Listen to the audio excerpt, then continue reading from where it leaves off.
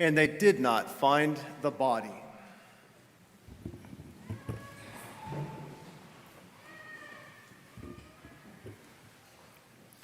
They did not find the body. That's what we expect to hear tonight because we're used to this story. But notice what Luke records immediately after that. He says they were perplexed. And so they encounter two men in dazzling apparel. And what do they say? They say, "Remember how he told you." When? While he was still in Galilee, that the Son of Man must be delivered into the hands of sinful men and be crucified, and on the third day rise. So yes, they were told this before. In fact, in the Gospel of Luke, he records 3 times in his ministry, at least 3 times. He told them very clearly what would happen. Yet here they are looking at the open tomb and they're perplexed. Why could they not receive what he already plainly told them, even after it had unfolded before their very eyes? I think it's fair to say this, that their condition is much like ours. They've encountered a world, a fallen world, that has many unexpected evils. And expecting the worst is our way of defending ourselves. It becomes a way of life.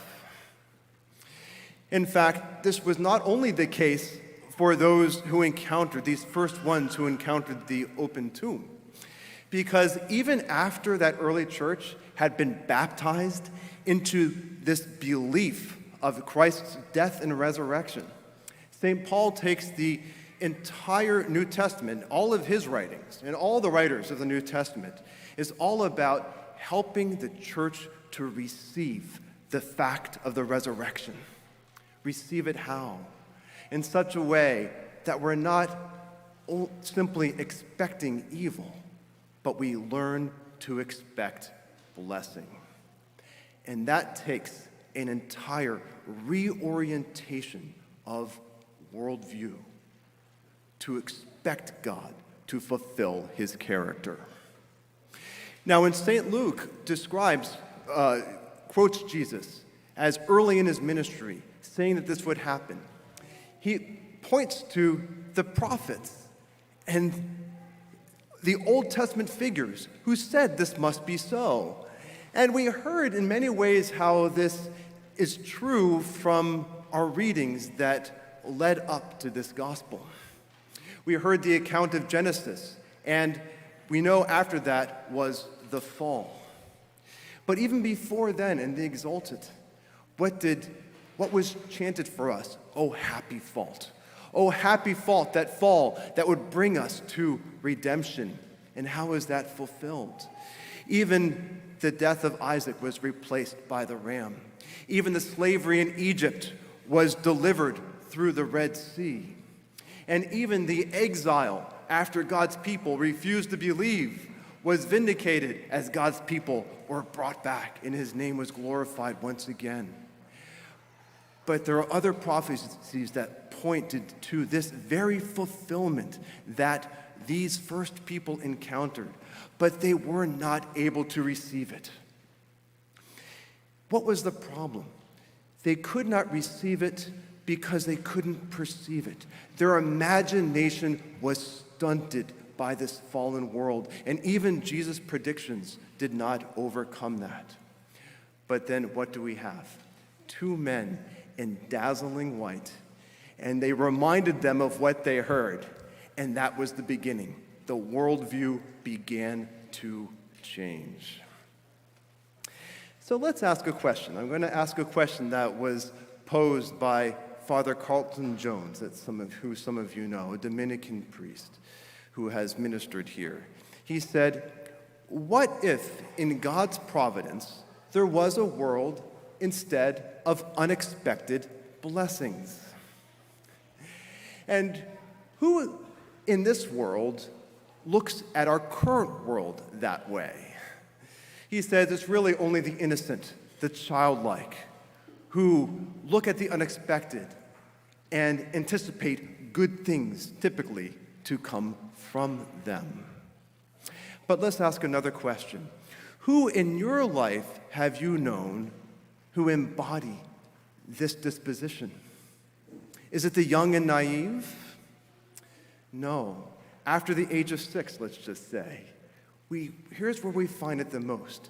It's the older people, the mature people, the people who have deep waters, who have experienced pain, but have sifted those experiences through prayer and through Scripture, and have indeed found that God's blessings follow those crosses that are offered to God.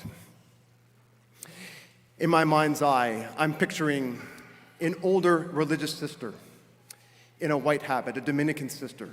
And I imagine complaining about the trials of my own life, and seeing her nod her head understandingly, looking into my eyes. But she refuses to call me a victim. Instead of sympathizing with my woes solely, she says, yes, I wonder what good God is going to bring out of this. This is a change of worldview that is demanded by the facts that we have recounted today. How do we receive it? Yes, it comes from sifting our experiences through prayer and Scripture. But it also happens when our imagination is kindled. Do we need 2 men to show up in dazzling apparel, angels, to remind us of what we've already heard? We have something greater, and that is here today. We have a liturgy that has flowed from that experience, that has been created by those who've experienced the resurrection and the fact of their lives. And in our first prayer that we prayed, as before we lit that candle outside this church, we said, for those who celebrate the liturgy in this manner, they will have a sure and certain hope. If we're able to embrace this moment, then this is a liturgy that's been created by those who have laid down their lives for Christ, who are ready to lay down their lives and created words that pointed out to say, this is normative for us. We are willing to give all because Christ gave all. Just like the apostles who fled from the cross, but immediately after they beheld the resurrection, were willing to give everything for him. Because this church exists, we know that the resurrection is one of the most sure facts of human history. And we have this witness of the imagination kindled. So the challenge for us, the call for us, the privilege that we have tonight is to let this truth permeate our lives so that we live it now and that we proclaim that sure and certain hope in all the circumstances of a fallen world.